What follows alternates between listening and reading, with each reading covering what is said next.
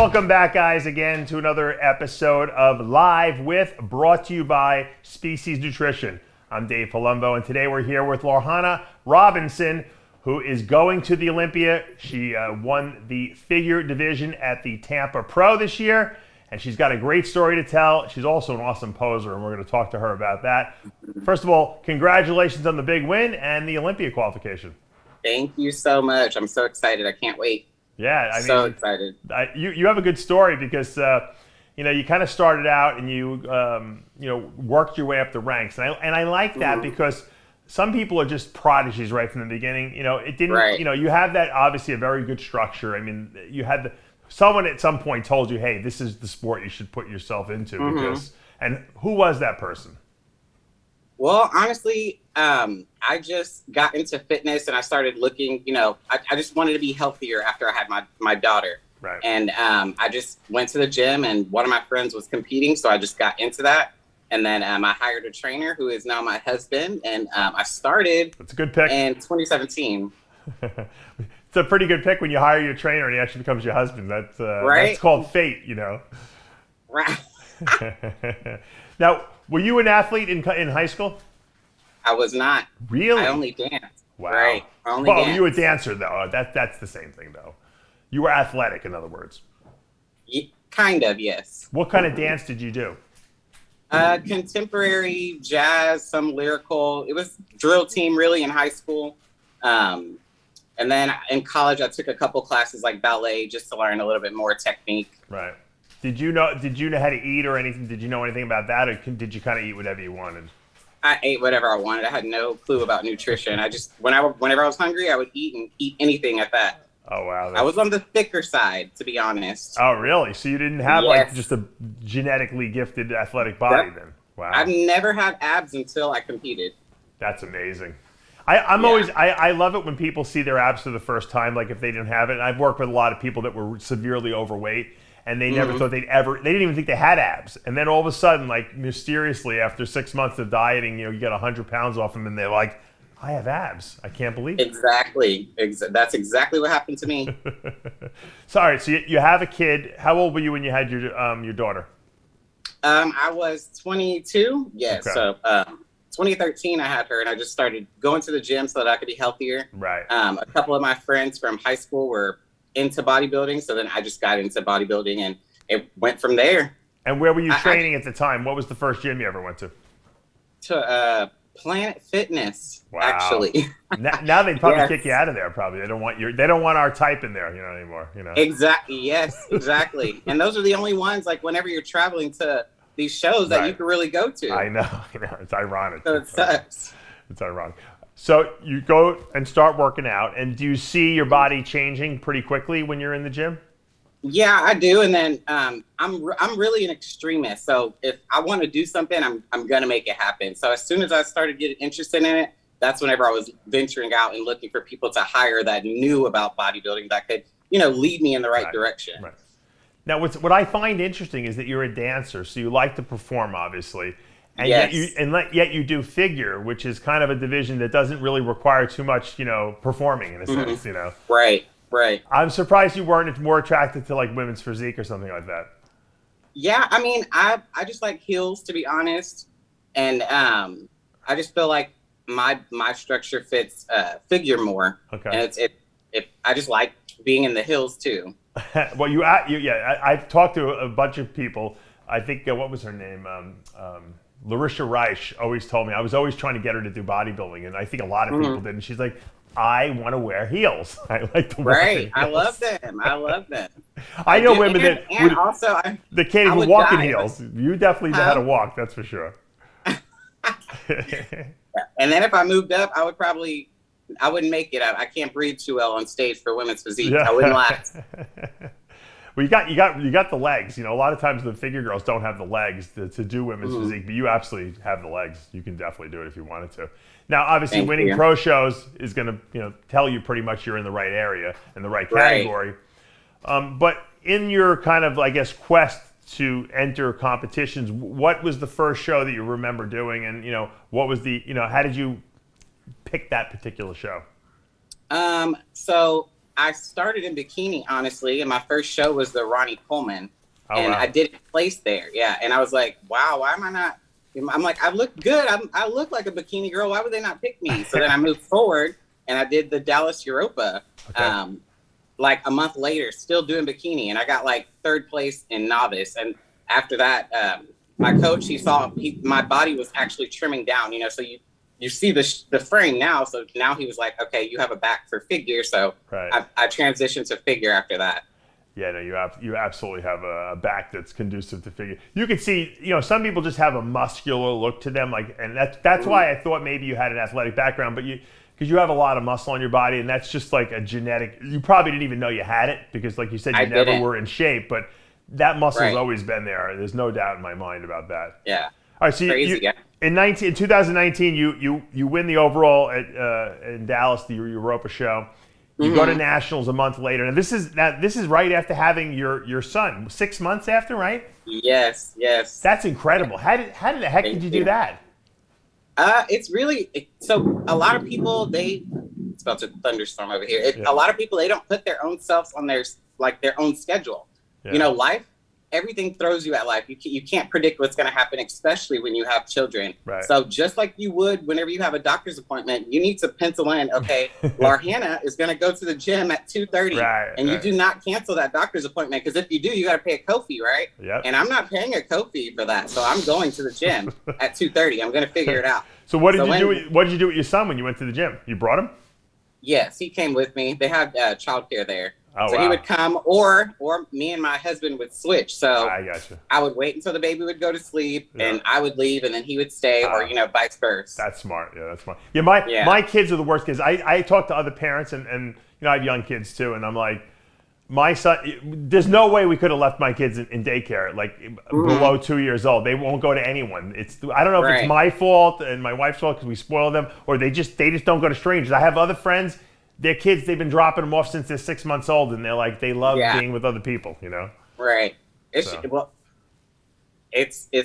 It's tough. If you started in the beginning, they won't even know that they're really getting dropped off. But it's whenever you wait for them to get older and then you drop them off, then they have the issue. They're like, no, where's my mom? I had her 3 hours ago. That's right. Go get mommy. And then it makes it harder for us, really. Yeah. How do your kids sleep at night? Do they stay asleep all the night? Or are you up? Definitely not.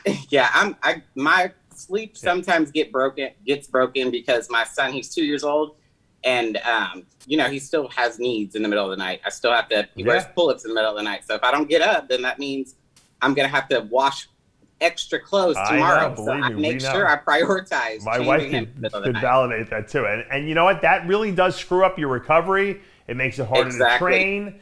Because sleep is important for a competitor, you know. Very, very important, and it's not like I'm not a active competitor. I'm an active competitor year round. I don't believe in the one show thing. I like doing multiple shows. I see Kai Greene gave you a very nice compliment on one of your posts on Instagram. Yeah, man. He's something else. If Kai Greene can give you a compliment on how you move on stage, you know you're good because, you know, he's the best. I try. You know, I don't want to toot my own horn. I'm just kidding. That's awesome. I couldn't believe it either. When he commented on that, I was like, wait, is this real? Just like with us. I thought this was going to be a fluke. Yeah, I didn't know you were an RXMuscle fan. Thank you so much. Definitely. You made me feel good about myself. my kids know your theme song. My daughter's like, RXMuscle, muscle in the morning. We listen to you every day. Every day. It's crazy. That's awesome. All right, so you I know to make it even more incredible, the story. So you go to nationals, you win your class, you get your pro card. This is 7 months after having a baby. Which is incredible in and of itself. And then you say, you know what, that's not good enough. I'm going to go do a pro show 2 months later in Tampa. Unbelievable. And there I got third place. And you got third place at your first pro show.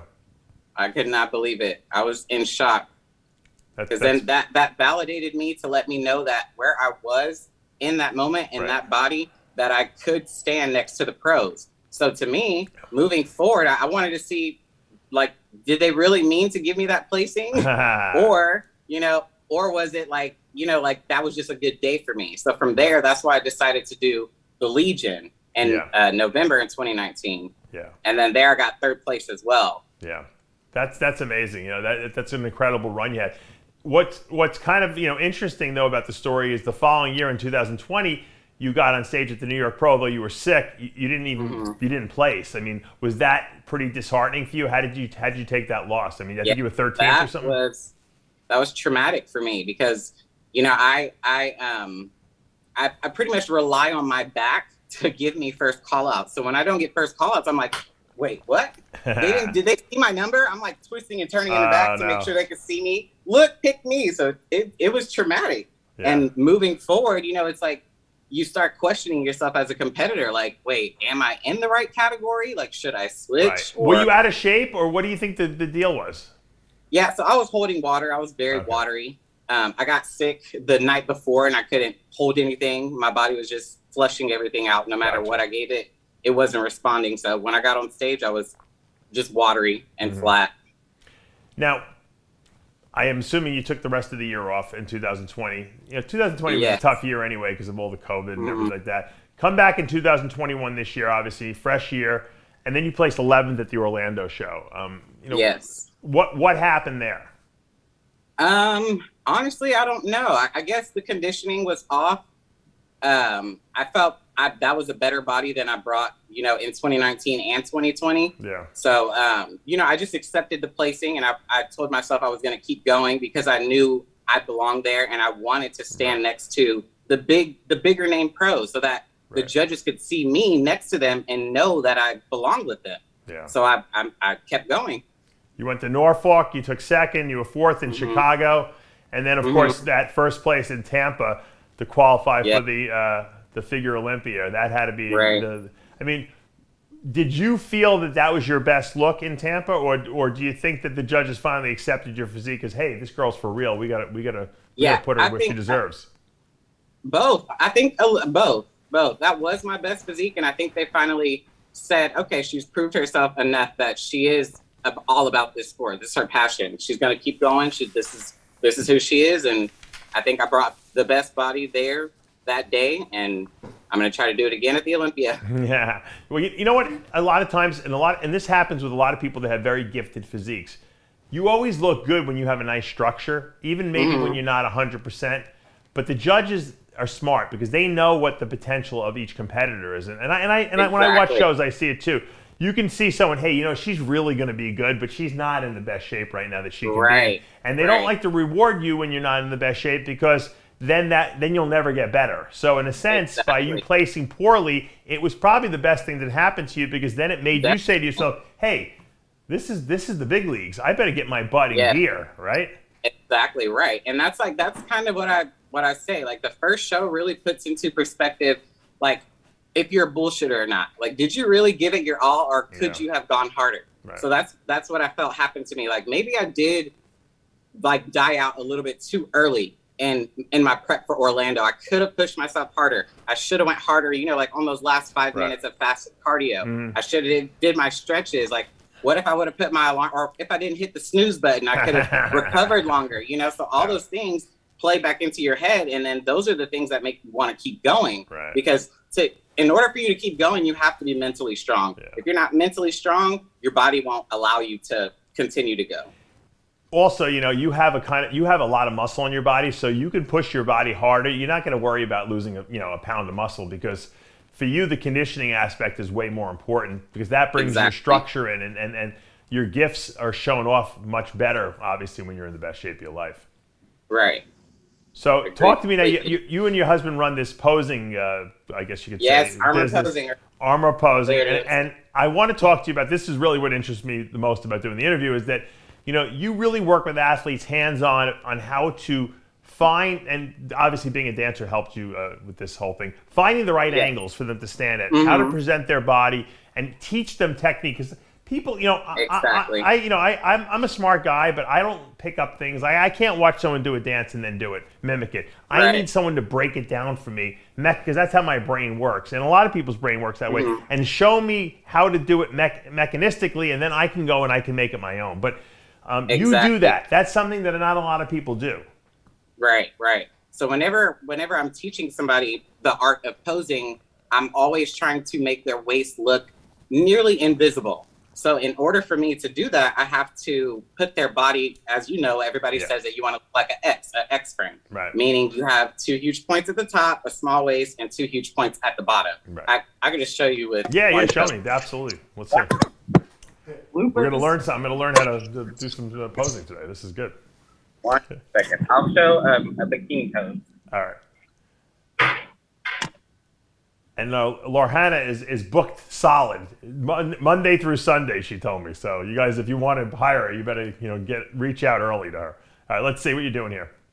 So if I'm gonna do a pose to you, I'm gonna straighten my back leg.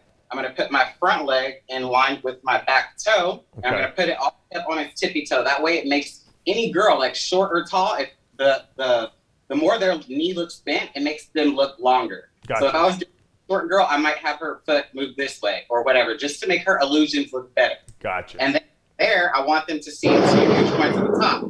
That's a thunderstorm. Yeah. So I'm going to make both shoulders are facing the front. I'm going to put my back hand above my belly button and push that back shoulder to the front. Right. And then I'm going to over with brace on this side and make sure I have both shoulders facing you, that small waist, and the butt and my knee out to the side. Same thing with this pose. This is a very popular pose that bikini girls will do. They straighten their front leg. Their back leg will either be here, but it should be in line with their big toe, so it gives them a wider right at the bottom, lifting up that foot, and here. Now that makes them look way smaller on the waist because now they have this huge knee out here to compare it to. Now, if I move my knee in, it doesn't look as dramatic. You see what I mean? I like it with it out more. Yeah, you're right. You're right. Versus here. Those are the tiny things that I teach with any division, bikini, wellness, figure, women's physique, now, bodybuilding. If a woman has a small waist, like a real small waist, I'm talking like, your size waist or smaller, is it necessary still to do the same like angular pose, or can you stand straight on essentially? Well, it depends really. So if with the category, I guess. So if with bikini, if their waist is super, like blocky like that, I will still have to twist a little bit just because it makes the ratios look more dramatic. Almost everyone looks very SpongeBob-like when we're standing forward, and there's no ratios to really compare it to. So I always want to use the top part of the backside to give the illusion of the smaller waist in the back. So if I'm using and showing this side off, then you're really looking at the back part of my back here. So it makes my smaller. Now if I turn it towards you, it's not as dramatic because now you can my waist doesn't look as small. Right. Here, facing the front, it doesn't look as dramatic as me turning to the side with my waist. Right. I see what you're saying. Interesting.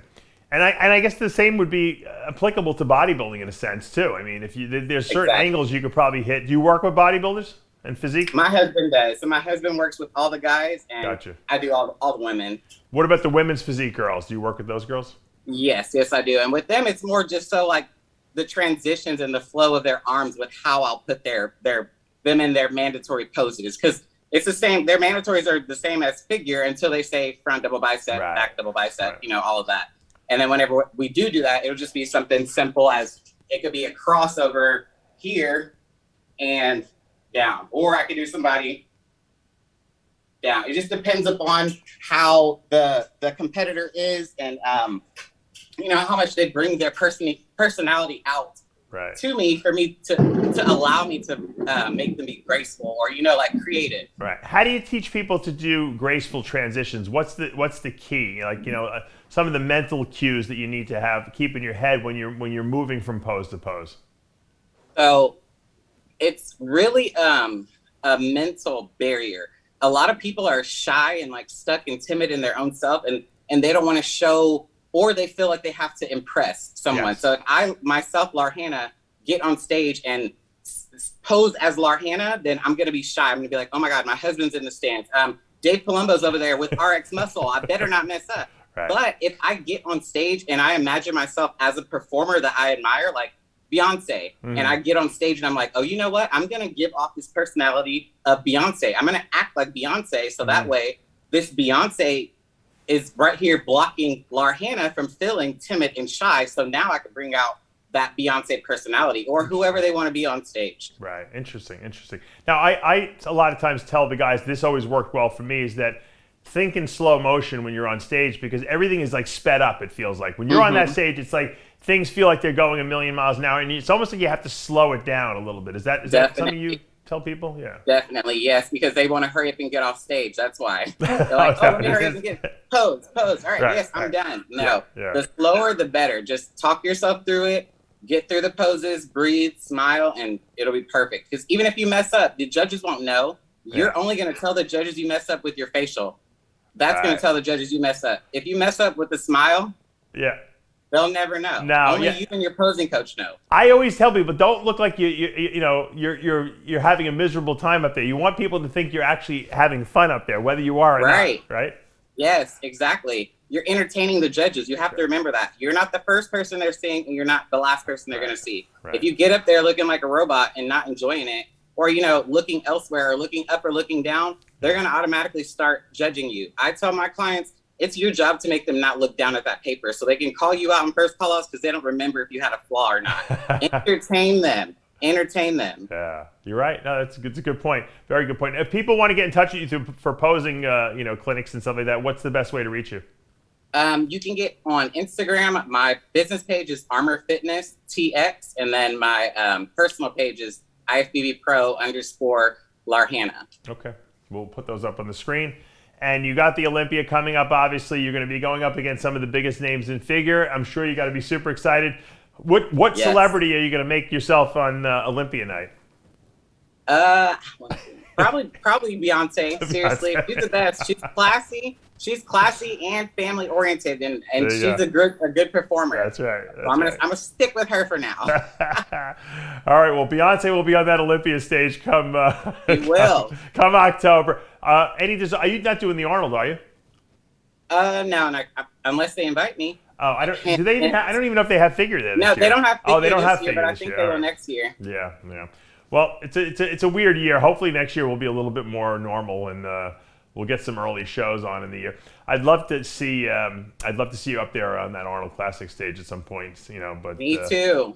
I think you belong up there. The Arnold show has always been more about entertainment, I always find, than the Olympia, which is a little bit more serious because it's kind of like the Super Bowl and everything like that. But I think you'd fit well on that Arnold Classic stage. I would love to go to the Arnold. I would love it.